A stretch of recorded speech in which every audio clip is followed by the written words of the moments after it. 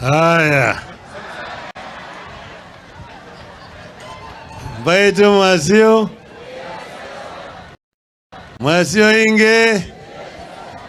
Asanteni sana sana sana. Nina furaha kuona vile kiwanja kimefura. Kalonzo wanasema kesho wanakuja Bondo. Na nimeona tu vijana wamesimama wakasema watamshindikiza. Hajaniambia wataleta wasichana ngapi kule Bondo. Manake wasichana ndio wanathamani zaidi. Vijana wa Bondo wanaongoja kesho wakaribisha wasichana kutoka Kitui. Sasa hafla ya leo ni muhimu sana.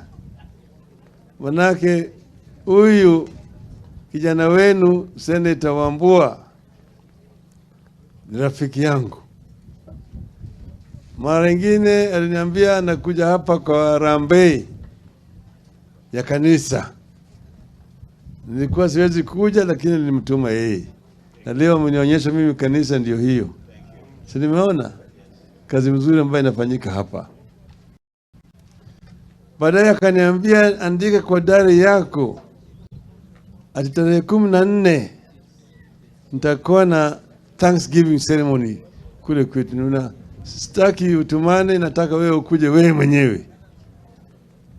Ikawa mimi nilikuwa nimepanga jana niwe huko Turkana, leo niende Bondo kwa sherehe ya kesho, lakini nikasema hapana, nitaingiza hiyo ndani hapo. Kwa sababu jana tulikuwa kule Turkana na leo tuko hapa. Naleta salamu kutoka kwa mmoja wetu, Mama Martha Wangari Karua. Unapokea?